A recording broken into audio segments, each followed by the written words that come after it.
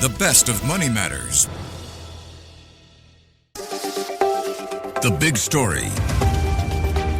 Welcome to The Big Story. I'm Hongbin, Jeong. The countdown to GE2025 has begun. Singaporeans will go to the polls on May 3rd, with nomination day falling on April 23rd. The widely anticipated announcement of the election date came earlier today when President Tharman Shanmugaratnam dissolved Singapore's 14th parliament and issued the writ of election. Now, this will be Lawrence Wong's first election as Prime Minister and PAP's Secretary General, and it's taking place against the backdrop of global uncertainty from the threat of renewed tariffs and a potential U.S.-China trade war to domestic concerns around cost of living, housing, and jobs. And joining us today to discuss more about the latest developments is Dr. Gillian, who is a senior research fellow at the Institute of Policy Studies at the National University of Singapore. Hi, Dr. Ko. Thank you so much for joining me. Hi, Hongbin, and just call me Gillian. Thanks for inviting me to your show. Hi, Gillian. All right. Well, Gillian, we've seen a couple of developments, just a couple of minutes. We've seen the writ of election issued with the polling day set as May 3rd. Nomination day will be falling on April 23rd. Do you think the election timeline has been brought forward because of these changes with the renewed tariffs introduced by President Donald Trump and the continued concerns about a U.S.-China trade war escalating? And that has continued economic uncertainty. I mean, do you think this was a preemptive mandate to bring in a fresh mandate before things get worse? Well, I'll tell you, Hongbin, that those who have been watching this have been waiting for it for a very long time, actually. So even when current Prime Minister was handed the mantle of premiership in May last year, people were already speculating that the G would be held last year in August and September. So I wouldn't say by any means that this election timeline has been brought forward, unless you had any insight that it was meant to be held later. Let's put it this way, okay, Hongbin? When the election is held on the 3rd of May, we would be already 3.5 months before the end of this parliamentary term. So it is not early. It is rather late.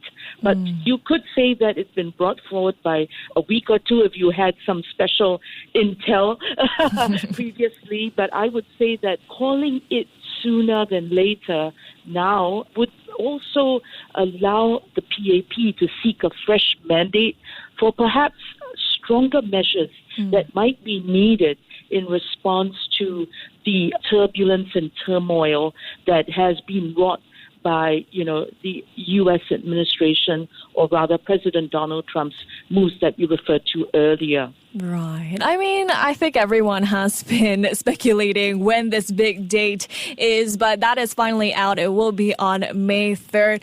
But given the timeline here, we've got the nomination day falling on April 23rd, and then we'll go to polls on May 3rd. Yes. What do you think about this timeline? Is this a very short timeline for the official campaigning period? No, not really, because everybody expects that when the GE is called, enough time, or the minimum time rather, would be given between nomination day and polling day. So on nomination day itself, you can count that as day one of campaigning. And the minimum period of campaigning that is provided for is 9 days. And then you would add a 10th day, which is cooling off day, where no active electioneering is allowed. And then the shortest possible time frame then allows for polling day to be held, we would say, on the 11th day. So this is exactly what is going to happen with GE on the 3rd of May, and it is really exactly precisely how all the previous GEs have been held with this time period. So it's not a surprise whatsoever for us, or nor would it be for opposition parties at all. Right. Yeah. Right. Well, now that the countdown to the general election has officially begun, what are the key things the public should be watching out for in the lead up to the nomination day, which is scheduled on the 23rd of April? Well, I think the incumbent governing party, the PAP, has already begun with the introduction of its candidates. So, the opposition parties will also be thinking about which constituencies among them they'd like to contest, and that there have been negotiations about that. So you will also see the introductions on the part of the opposition parties. Some have done this already, introductions of where they will contest and which candidates they will field.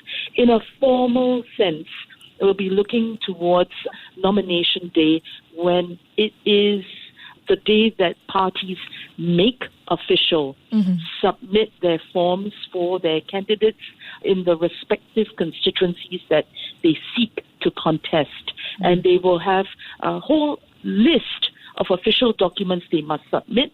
And by 12 p.m. on nomination day, these have to be put up in the official nomination center for scrutiny by all the parties. They are allowed to call out any mistakes or problems they think are there in the papers. And if after half an hour, there's no dispute, the returning officer then declares in a formal way which parties are contesting in which constituencies, and then declares that there is a formal contest where there are at least two parties contesting, right? And then we will have the official start of the campaigning. And as I said, 9 days, including the end of nomination process, that is considered day one. And then you'll have cooling off day on the 2nd of May, and then polling day on the 3rd. I guess members of the public will have to look out for their polling cards if they need the hard copies, and these will be sent to their registered addresses. It will inform them of which polling stations they will have to go to on polling day. And, of course, they will have to bring forms of identification, their actual identity cards, or I suppose these days you can bring this on your phone, with your digital NRIC. Right. Well, over the weekend, we've already seen a lot of political parties out on the ground meeting voters. We've especially seen some new faces as well. The PAP, I believe, fielded more than 30 new faces in this election. This is one of their largest slates in recent histories. Well, then, Gillian, what do the candidate profiles in terms of age, professional background, or demographic diversity tell us about the evolving image political parties are trying to project this election cycle? Well, let me just be clear here that for the incumbent ruling party, the PAP, its Secretary General, the Prime Minister Lawrence Wong, said that it is fielding about 30 candidates. I am not sure that we have been told exactly who they are. Right. But I would say that those names that have already been surfaced or confirmed as new candidates, it's not complete yet. Of course, the mix by gender, there are certainly a mixture of people in the public and private sector with a heavier accent on the public sector, which is typical for the PAP, because for many of them, as they've said, the new faces who come from the public sector and the military or the army or SAF would say that, going into politics is an extension of their public service ethos. And I would say that they are, of course, going to be much younger because the PAP's own approach is to provide for party renewal. So understandably, more than not, you'll have people who are in their early 40s. I would say that when it comes to the Workers' Party, the leading opposition party, most people commenting about the fresh faces would say that they seem to be candidates with professional backgrounds. Right. They seem, to be fairly established in their professional careers. And again, with the diversity we expect, as with the PAP in terms of gender diversity and ethnic diversity. That's also similar to the PSP, although it's made it very clear that it is not contesting as many as the 24 seats that it did in the last GE. And in terms of the Singapore Democratic Party, it's also provided some inkling as to who they are fielding, especially in the northwest of the country.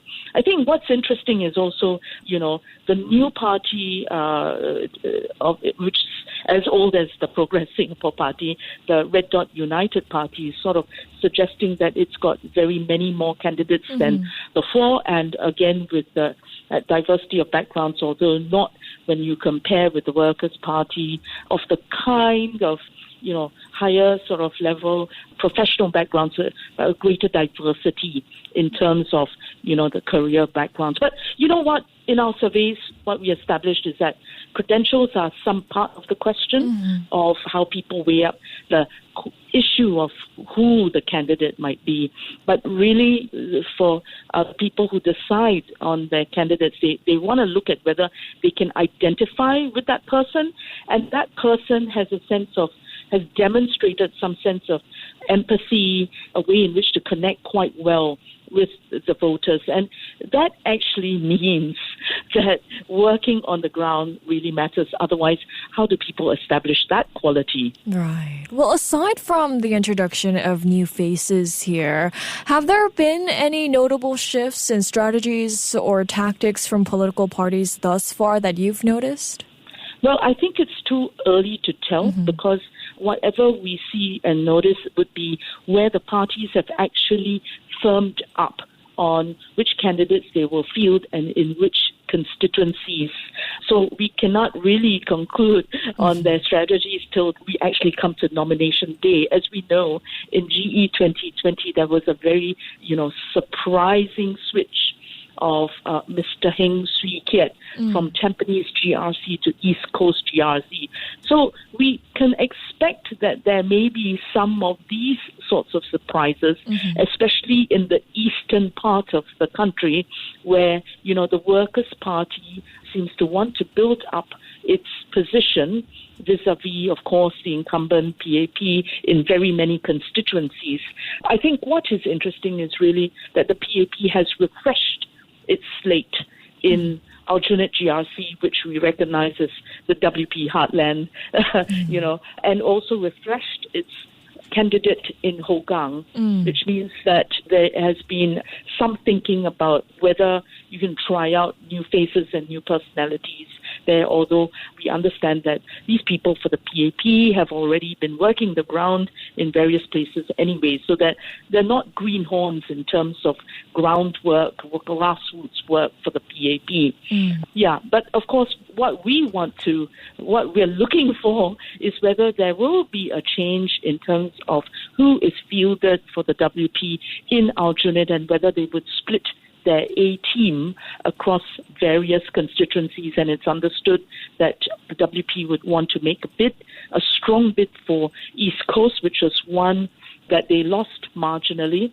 And we understand that they might be thinking of gunning for Tampines, and they would have to do that fending off other opposition parties' claims to it, and Punggol GRC, and there the PAP has yet to declare its anchor minister for Punggol GRC. So seems like a lot to play for, and the PAP is refreshing some of its slate, of course, as it does. And there are still a few cards that's yet to be revealed, so to speak.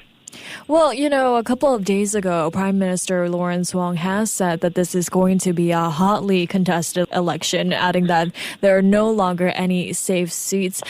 Do you agree with this assessment? Are you expecting some hotly contested election? Are there any GRCs that will see a very hotly contested GRC? Well, as I mentioned earlier, coming out of GE2020, one of the hotly contested seats, as it would appear, was East Coast GRC, the boundaries of which have been redrawn now for GE2025. Nonetheless, I think that's something that we would keep our eye on, and that's why the slates of the PAP and WP would be interesting to look at. The second one would be Bukit Panjang SMC, which was another marginal seat for the PAP, and that's in contrast to East Coast GRC got its boundaries retained. And so it's similar to what it was in 2020. And it's clear that the Singapore Democratic Party's Paul Tambaya will go back there to face off with the incumbent, Liang Eng-hwa. So that's another one to watch. I think we shouldn't discount the prospect of a contest in Tampines between the WP and PAP, although other opposition parties have shown interest to contest there. So the question is whether there would be a multi-cornered fight in Tampines GRC with the National Solidarity Party, indicating that it would like to continue to contest there, and whether it would then mean you have at least 3 parties, if not more than that. But I just want to recognize that it's the NSP that, has a higher claim to contesting there because it has done. Finally, I think Punggol GRC would be interesting because, again, the WP has been walking the ground there. We understand and may seek to put in a strong bid, although, as I said, it's not clear who the PAP will field there, but this is to some extent, again, a very, a stronghold for the PAP in the past. So that is kind of a longer shot, I would say, for the WP. So just to recap, I think we're looking at East Coast, GRC, Bukit Panjang, SMC, and Tampines GRC, possibly Punggol GRC. And of course, finally, we'll always want to see how the WP is able to hang on to Aljunied GRC, Sengkang GRC, and Hougang SMC. Right. And I mean, this election comes as we've seen a lot of economic uncertainties and global tensions escalating each day, whether it be tariffs and trade wars. I mean, they've taken center stage. So what are some of the other hot button issues you expect to dominate in the coming days as we approach the election? Well, you know what? I don't think that the trade war that is now upon us is anything that is unexpected. And the government in the past 2 years, as part of its Forward Singapore agenda, but also on its own, has introduced very many forms of social support schemes, including the new job seeker support scheme under the Skills Future rubric, to ensure that workers feel more secure than not, even if they were to fall out of a job because of an impending recession that might come upon us, that, there is support there. So I would say that first, certainly the issue of what to do with resilience. And the policies are there. They just have to be implemented and shown to be working. And so the question is whether voters feel that, they should recognize these things in place.